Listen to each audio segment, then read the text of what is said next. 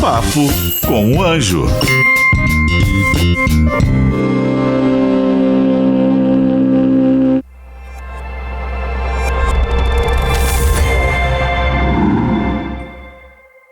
Cansou do seu trabalho? Quer abrir uma empresa? Quer abrir um negócio? Quer empreender? Você tem que aprender primeiro. Não saia por aí desenvolvendo essas coisas sem estudar como tudo funciona. Eu te ensino passo a passo no curso Empreendedorismo 4.0. Olá pessoal, sejam muito bem-vindos ao Papo com o Anjo. É a primeira vez que eu vou ser o host desse programa, uma grande honra, um grande desafio assumir e suceder meu pai aqui nesse projeto. Meu pai que já gravou mais de 100 episódios e agora é um compromisso meu de trazer grandes empresários, grandes empreendedores, histórias que vocês nunca veriam nos meios tradicionais aqui para vocês. Também sou investidor anjo, sou CEO da SME, que é uma das maiores escolas de negócio da nova economia do Brasil. E sou investidor anjo em mais de 20 projetos de forma direta e mais de 2.000 projetos como o Bossa Nova, onde eu sou gestor e líder de um pool. Sou jovem, tenho 24 anos e vai ser um desafio muito bacana estar aqui trazendo conteúdo, trazendo informação e uns papos que vocês serão informais, vocês vão ter aqui dentro e vão ter acesso. E hoje é uma grande honra, um grande orgulho que eu trago Danilo, que é um grande empresário, que tem uma história que acho que nunca foi revelada publicamente, né, Danilo? Ele que saiu do Brasil e foi para os Estados Unidos muito cedo para tentar a vida, assim, aquele American Dream, e tentou pelos meios tradicionais, não conseguiu, e hoje lidera uma grande empresa com faturamento absurdo. E sem mais spoiler, Danilo, seja bem-vindo ao Papo com o Anjo, se apresente, fale de onde você veio e quem que você é. Obrigado, agradeço pela oportunidade. Eu sou goiano, eu sou de uma cidade pequena que chama Itaberaí, e moro nos Estados Unidos tem 19 anos. Eu falo que eu fui imigrante raiz porque eu fui pelo México. Então, hoje em dia tem muito brasileiro que está imigrando para os Estados Unidos, mas está como investidor, as coisas. Eu falo que eu sou imigrante raiz, que eu fui pelo México. Mas eu já moro lá há 19 anos e já tenho algumas empresas. E agora eu estou caminhando para o lado do investimento. Eu consigo ganhar um dinheiro com essas empresas e preciso investir o dinheiro e estou estudando mais e acompanhando mais as pessoas. Então estou numa saga de busca de conhecimento para poder entender mais sobre o investimento e através disso eu fiz a mentoria do seu pai, estou envolvendo mais com vocês e andando mais com você para aprender esse universo de investimento.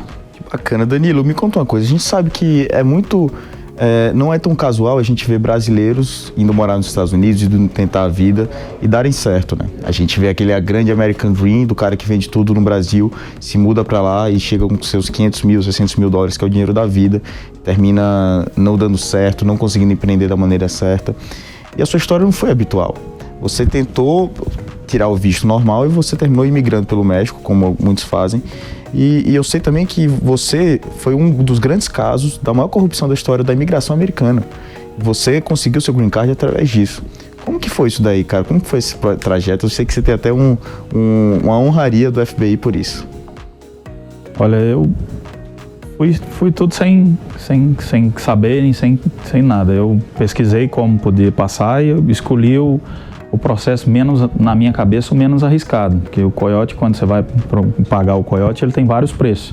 Vai pelo México, vai pro fundo falso, não sei, o cara te fala vários casos. Na época ele falou, se você tiver dinheiro, você pode ir mais seguro pela imigração americana. Eu perguntei, como é que funcionava? Falei, olha, a gente tem um esquema lá com os policiais e os policiais de Tijuana comunicam com eles e passa no carro da imigração. Falei, então vamos. E eu fui nesse coisa. O meu caso foi porque os Estados Unidos, no dia 19 de outubro de 2018, começava o visto. E eu cheguei no mês dia 18, o último dia antes de ter o visto. Então ali já começou. E o governo americano mandou muita gente para as fronteiras para diminuir, porque era um fluxo de brasileiro muito grande que estava indo para lá. E nesse fluxo acabou que estragou os esquemas que os coiotes tinham de poder passar. Justamente nesse dia. Então eu desci numa cidade do México, fui de ônibus até Mexicali foi transferido para Tijuana, só que lá nós ficou 2 meses numa casa. esperando, porque... Mora no México. Porque você tem que esperar o momento certo, né? Os contatos deles dar certo, e como o governo tinha aumentado a patrulha, não estava dando certo. Então nós ficou 2 meses lá numa casa, tinha 100 brasileiros numa casa, e assim entrava e saía todo dia. Então eles chegavam, hoje é o dia que você vai passar, e saía. E foi ficando. Nessa casa foi ficando os últimos que ia passar por esse processo. E a gente foi para uma casa de um policial mexicano, que era o chefe da polícia de Tijuana. E ficou lá uns 2, 3 dias, de lá ele... Casa dele, da família dele? Não, ele tinha uma casa dele, que era protegida por ele, né? Ele vai transferindo, não sei, e foi nessa casa. Nessa casa, ele pegou a gente, pôs numa viatura da polícia mexicana e subiu o morro, assim. Lá nos Estados Unidos tem umas áreas que tem o muro, e tem umas áreas que é só o marco, é só aquele marco de concreto, assim, do lado de coisa. Então, 2 milhas para cá e 2 milhas para cá não pode ter construção, que é o perímetro que eles fazem, a vigia. A gente caminhou no morro assim, foi um outro coiote com a gente, chegou lá, esperou, o cara tinha um contato com o cara da imigração. A imigração, se você olhar filme, se você olhar algum negócio, eles têm uma patrulha que eles ficam passando para lá e para cá para vigiar o Border Patrol. Um carro branco com um negocinho verde. Aí esse cara veio e parava e fazia de conta que estava te prendendo, mandava você pôr a mão na cabeça assim, você entra dentro do carro, então ele saía, o cara uniformizado com o carro da imigração. E ele entrava, se ele não fosse parado alguma coisa, ele te deixava no destino. Ele deixou a gente no destino, foi embora, a gente ficou lá no matagal lá escondido, depois veio um outro cara, pegou a gente e transferiu a gente para uma casa. Nessa casa a gente ficou 24 horas, porque quando você vai com um grupo de imigrantes, cada um vai para uma região dos Estados Unidos. Então eles têm que organizar aquela transferência. Não sabia para onde você ia? Eu ia para Califórnia. Na onde que eu passei, que é Tijuana, é a divisa com a Califórnia. Então eu já ia, o pessoal que estava me aguardando, que era parente da minha namorada, era da Califórnia. Então eu já sabia que eu ia para Califórnia. Só que tem outras pessoas que vai para New Jersey, vai para Nova York, vai para Boston, vai para várias pessoas. Nessa casa, chegou uma hora à tarde, falou, vamos que a gente vai ser transferido. E os pessoal que me estava esperando em Los Angeles. Então ali de San Isidro, que é perto de San Diego, ia ser transportado até Los Angeles. Los Angeles os parentes te pegam e tá tudo certo ali, né? E você paga metade para estar naquele processo e a metade quando você é entregue. Então, na época eu paguei $15 mil, era eu e a minha namorada. Então era $15 mil para mim e $15 mil para ela. Então nós tínhamos pago $15 mil na metade para estar no processo e $15 mil para ter a outra metade, quando você entrega para a pessoa, né? Com uma forma de garantia, né? E nós ligou pro familiar, o cara ficou esperando nós lá em Los Angeles e a gente estava no caminho. No caminho a polícia parou a gente achou que era speed, porque nos Estados Unidos quando você está fora da velocidade a polícia te para, né? O policial te parou, veio, perguntou ao cara, cadê os documentos? Aí para, um carro, era um Ford Explorer, tinha 9 pessoas dentro do carro. Aí, região de fronteira, você pede o cara, documento de todo mundo. Aí o cara dá a drive license dele e 9 passaportes do Brasil sem visto. 7, no caso 8, né, que era o motorista. Aí o cara abriu e falou, mas você tá levando esse pessoal pra onde? Não, eles é turista, não tá levando eles pra passear em Los Angeles. Só que você abre o passaporte, não tem um visto. E só que na verdade não foi isso, aí foi só chegando carro de polícia atrás, atrás, chegou uns 30, 40 carros lá pra trás. Aí dali nós foi preso, um processo normal de imigração. À medida que a gente foi preso, eles foram explicando pra gente o que estava acontecendo e tal. Na verdade, a gente caiu num caso que o cara estava sendo investigado já tinha 1 ano e nos Estados Unidos, se eles descobrem que você está fazendo uma coisa errada, eles deixam você fazer uma coisa errada e vai juntando prova, porque o dia que eles levarem você preso, eles têm muita prova, você não vai sair da cadeia. Então, na verdade, não foi ninguém que denunciou ele. Depois, mais na frente, eu descobri que eram 3 pessoas, o chefe da imigração da Califórnia, o irmão dele e uma mulher. Os 2 namoravam, eles ganharam muito dinheiro, e os 2 brigou e a mulher denunciou ele. Isso. Esse foi o maior caso de corrupção da história da imigração nos Estados Unidos. Da história da imigração nos Estados Unidos. Você foi o coiote do cara. Aí lá no meio lá, né? Aí eles acabaram que utilizaram a gente como prova do crime. Então era suposto, se algum dia precisar de testemunho, mas acabou que não precisou de nada, porque tinha tanta prova quanto o cara que não tinha como fazer. Eles foram presos, foram condenados. E aí você começou a vida do brasileiro nos Estados Unidos, lutando. Quando eles me liberaram, eu só me deu uma carta falando que eu não podia ser deportado, mas que tinha um acordo, que é normal. Quando você passa por um processo que você é preso na imigração ilegal, eles te dão uma carta que você tem que comparecer a um acordo. Só que daí em diante aí vem a história do empreendedorismo, porque da turma nossa tinha 9. 2 não quis ajudar ou não aceitou o processo, foi deportado na hora. 7 ficou. E você tinha que reportar pro cara uma vez por mês. Ligar pro cara, explicar pra ele onde você estava, o que você estava fazendo e tal. E foi pegando confiança. O imigrante raiz de lá, ele fala, olha, você não tem que ir na corte mais, você não tem que fazer isso mais, porque senão ele vai te deportar, porque senão ele vai fazer isso e tal. E o cara tinha sido legal comigo, eu tinha entendido a história, eu falei, por que eu não vou, né? Eu vou fazer o processo normal. Então eu fiz o processo normal, fui na corte, compareci, fui em corte várias vezes. Eles fizeram a reconstituição do crime, eu voltei no mesmo lugar que eu passei, o mesmo carro. No meu escritório eu tenho uma foto do carro que me passou, o lugar onde eu estava, foi uma coisa bem legal, assim. E daí eu fiquei na Califórnia um pouco, mesma história de imigrante, fui tirar carteira no Oregon e daí foi a história. E aí você virou caminhoneiro nos Estados Unidos? Você começou a dirigir? Eu sou de família de caminhoneiro, meu pai é caminhoneiro e eu tinha farmácia, eu fui farmacêutico 12 anos prático, que eu tinha farmácia, tomava conta da farmácia, que era da minha mãe, e ajudava meu pai a tomar conta dos caminhões. Ele chegou a ter 10 bitrem daqueles grandes e eu ajudava, então ele me ensinou como... tinha uma noção de comércio, já tinha uma noção de como administrar caminhão, essas coisas. E como você vai para os Estados Unidos, você vai tentar procurar alguma profissão que você tenha autoridade naquilo, né? Porque toda a vida eu trabalhei no escritório. O forte dos Estados Unidos do imigrante é construção. Eu costumo falar que antigamente eu tinha um físico de jogador de palito, né? Então eu não tinha aquela força para ir para construção.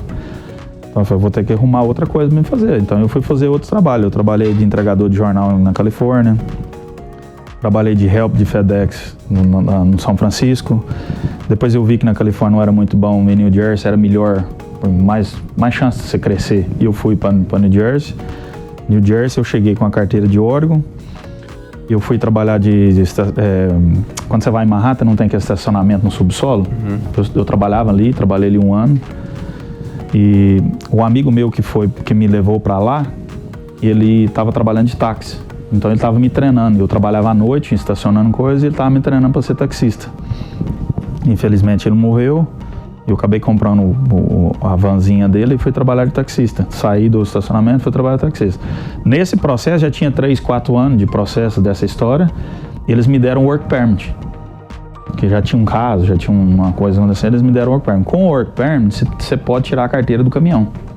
Como eu já tinha interesse e eu tinha conhecimento, a primeira coisa que eu fiz, eu tirei a carteira de caminhão.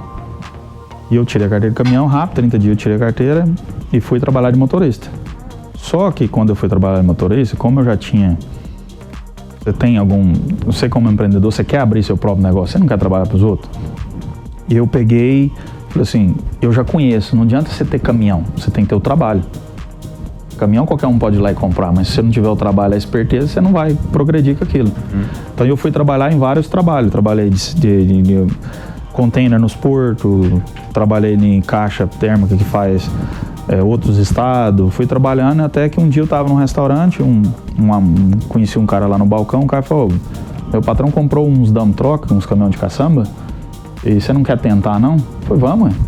Aí eu peguei e fui. Treinando com o cara uns dias, gostei do trabalho, que era local, porque a carreta você fica muito longe, às vezes você dorme 2 dias fora de casa, alguma coisa, eu não gostava daquilo, eu gostava de estar em casa todo dia. Aí eu gostei do dump truck e ele falou assim, meu patrão comprou mais um, eu vou te treinar, assim que ele chegar você vai trabalhar para ele. E eu fui trabalhar para ele. Só que aquela gana de crescer e ganhar dinheiro, eu acho que o X da questão é você entregar mais do que você é contratado, ou mais do que é suposto fazer. Então era o que eu fazia. Então eu trabalhava muito, eu levantava cedo, eu fazia mais viagem como funcionário. Legal. Mas como eu trabalhava, eu tinha cabeça de patrão, mãe. Eu não tinha cabeça de funcionário. O funcionário ele quer discutir com o patrão, ele quer... Não, eu meio que ajudei o cara. Eu não sabia, eu caí na União. Na União, um sindicato que tem lá nos Estados Unidos. E é muito difícil você entrar nesse sindicato. Eu lembro que o primeiro cheque que eu peguei, quando eu peguei o primeiro cheque assim, eu olhei assim, nossa, $3.000, mas só sobrou 1.200. Porque a União tem muito desconto, muito negócio. Só que você tem benefício, você tem plano de saúde, você tem negócio todo. Eu cheguei no patrão e falei, cara, que é isso aí? Não tem de você me pagar cash não, porque aqui $3.000, sobrou só 1.000 e tanto. E eles riu.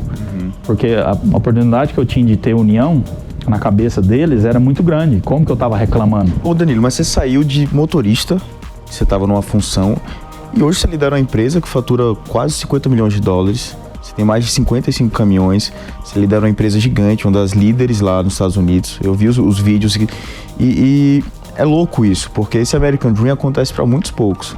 Sua história foi 1 em 1 milhão, cara. E eu vejo muitos brasileiros tentando ir para lá, fazer esse mesmo caminho que você fez, e eu sei o quão difícil é, eu sei o quão sofrido é, o quanto deixar a família. E o que eu vejo lá hoje, dentro da sua transportadora, eu vejo os seus caminhões plotados com a bandeira dos Estados Unidos. E aí eu queria entender, cara, por que não com a bandeira do Brasil? Porque como que o americano enxerga o brasileiro? Com esse sentimento de patriotismo do americano lá, como que ele consegue levar isso e não reconhecer os outros países como você é um super empreendedor que deu super certo lá fora? Eu sou um brasileiro nato. Gosto mais da cultura brasileira, gosto de tudo do Brasil, meus amigos é tudo brasileiro, minha mulher é brasileira, tudo brasileiro. Só que, infelizmente, os Estados Unidos é um país patriota. Se você tem uma empresa, você vai prestar serviço para o americano.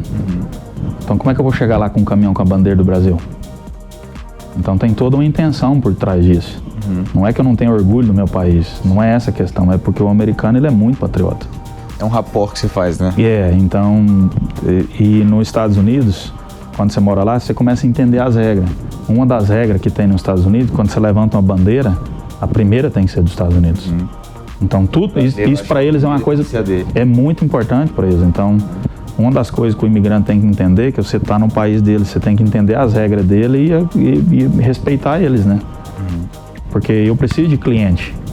O meu cliente é um americano. E o que eu vejo muito são brasileiros que chegam nos Estados Unidos e se conectam com brasileiros, tentam andar com brasileiros e convivem com brasileiros. E acho que o ambiente que você convive fala muito de como que você vai ser. E a energia de você tentar se conectar com pessoas novas, com ambientes novos, com novas culturas, acho que é aí onde você conseguiu evoluir. É porque, na verdade, quando o cara tem a cabeça de empreendedor, ele entende que ele tem que sair para fora, que ele tem que buscar coisa nova, que ele tem que entender. Por exemplo, quando você está ali, eu acho que tudo é questão de cultura. Então, assim, tudo é questão de conhecimento. Então, como eu já tinha um background, como eu já tinha um conhecimento de comércio, como eu já tinha um conhecimento de como lidar com aquilo, você já tem uma visão melhor. E o imigrante, ele tem medo e às vezes tem muita má informação, ele acaba ficando ali naquela comunidade brasileira porque é mais fácil para ele. Sim, com certeza. Você já andou lá em Newark, você já viu. Em Newark você pode morar ali 20 anos ali em Newark, você não vai falar inglês, né? E tem imigrante que mora lá há muitos anos, igual agora aconteceu um caso de um amigo meu que morreu lá, eu vim do Brasil para trazer as cinzas para a família dele, ele ficou lá 21 a 22 anos, ele não falava inglês, porque ele morava em Newark e que era mais fácil para ele. Isso é diferente nos Estados Unidos, ele vai conviver com brasileiros, andar com brasileiros e fazer negócio com brasileiros. Não que isso seja errado, mas, poxa, quando você se conecta com outras pessoas, você se esforça desde lá de trás, quando você começou a dirigir, fazer muito mais do que você deveria fazer, e era sua obrigação, acho que foi aí que você mostrou e o resultado aconteceu por isso, sabe? Você começou a fazer diferente desde o momento que você começou a entregar as informações, começou a comparecer. Eu queria que você desse aqui lições para os brasileiros que querem empreender lá, querem ser empresários, que às vezes vendem tudo que tem no Brasil e tentam ir, às vezes pelas maneiras corretas, pelas maneiras não corretas. Qual que os erros que você enxerga e a lição que você tomou para que eles sigam um caminho parecido com o seu e não um caminho de tantos outros que não dão certo? Eu acho que, resumindo mais fácil, assim, o brasileiro ele é apaixonado no Brasil. Ele não vai para fora para morar lá. É muito difícil você pegar uma pessoa, a não ser que ele tenha um grau de conhecimento muito grande e ele já sabe o que ele vai fazer lá. O imigrante ele vai porque ele tem um sonho. Eu fui para lá porque eu achei que eu ia juntar um dinheiro de 2 caminhão, ia voltar para trás e ia trabalhar com meu pai, ia fazer as coisas com meu pai. Só que chega lá, o sonho americano não é do jeito que ele te conta, né? Você foi enganado, né? Cheguei lá é a teca, o filho chora e a mãe não vê. Então, é muito difícil. Então, os 2 primeiros anos é praticamente questão de sobrevivência. O que você vai trabalhar? Como você vai fazer? O que você vai fazer? E depois desses 2 anos, você começa a juntar um dinheiro. E todo brasileiro ele quer juntar o dinheiro e mandar para o Brasil. Quando você está trabalhando muito, você vive num mundo tudo é tudo. Você está numa subprofissão, você está morando mal, você está comendo mal porque você tem que juntar um dinheiro, que você tem que fazer aquilo tudo, que você tem uma meta para cumprir. E você manda o dinheiro para o Brasil. nada mais justo, igual vocês são expert em investimento, não tem nada que funciona se você entrega dinheiro na mão de quem não sabe cuidar de dinheiro. Então o imigrante está lá fora, entrega o dinheiro para um familiar, entrega o dinheiro para as pessoas que estão aqui, não entende como cuidar do dinheiro. E ele perde aquele dinheiro. História de imigração dos Estados Unidos é sempre a mesma história, a vida dele. 40, 50 o cara que trabalhou ali 10 anos, investiu tudo numa casa, num negócio, tal, a hora que ele chega lá, a casa não está no nome dele. Então assim, para mim foi da mesma forma. Os primeiros dinheiro que eu investi, eu comprei um caminhão com meu pai, e meu pai estava passando dificuldade financeira, falou, meu filho, é melhor eu te pagar o dinheiro para você, porque eu vou precisar do caminhão. Então assim, o que eu queria não funcionou, entendeu? Então aquilo para mim foi a virada de chave. Eu acho que a virada de chave para o imigrante que mora nos Estados Unidos é ele entender se ele quer estar lá ou não. Porque são duas culturas diferentes, são duas coisas, são dois caminhos diferentes. Se você está lá por um objetivo, juntar um dinheiro e voltar, você vai viver essa vida. Se você quer ficar lá, você vai ter que viver a vida normal. Antecipar um estilo de vida que você ainda não tem, o que você teve no Brasil, né? Acho que esse é o maior erro da pessoa querer replicar o que ela tinha aqui. De qualidade de vida, de alimentação, de estrutura familiar, estrutura de casa. E aí onde o cara passa 1, 2, 3 anos e a família termina aqui desmonora. Já vi vários casos acontecer. E o seu caso é um caso improvável que deu certo. O Janguier sempre fala isso muito. Eu fui um improvável, né? Então assim, mas acho que a mensagem que eu posso passar para as pessoas é o seguinte: a pessoa tem que acreditar em alguma coisa. Eu acreditava que eu era capaz, mesmo eu não sendo. Eu acreditava que eu dava conta de fazer alguma coisa. Então, e eu sempre fui assim, eu sempre me joguei.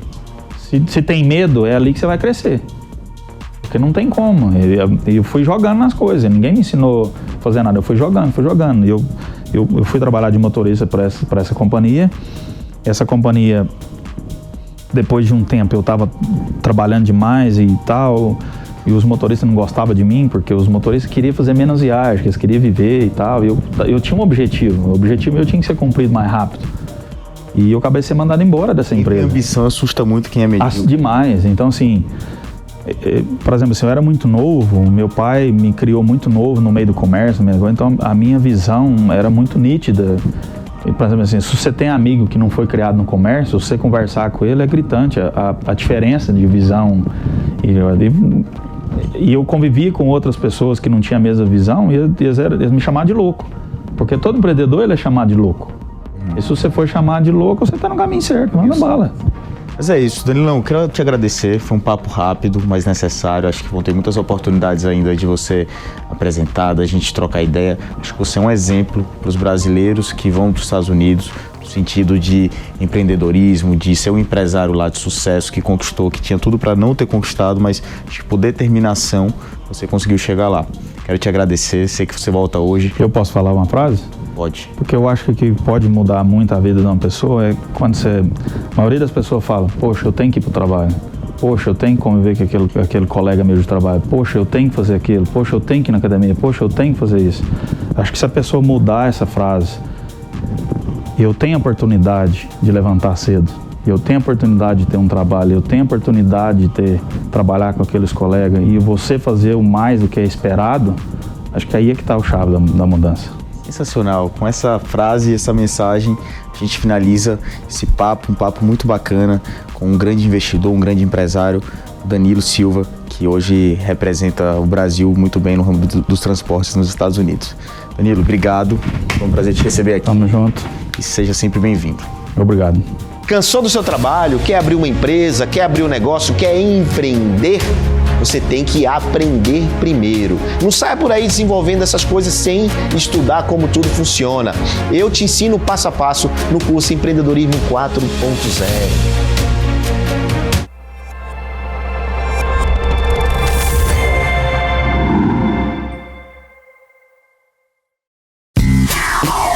Papo com o Anjo.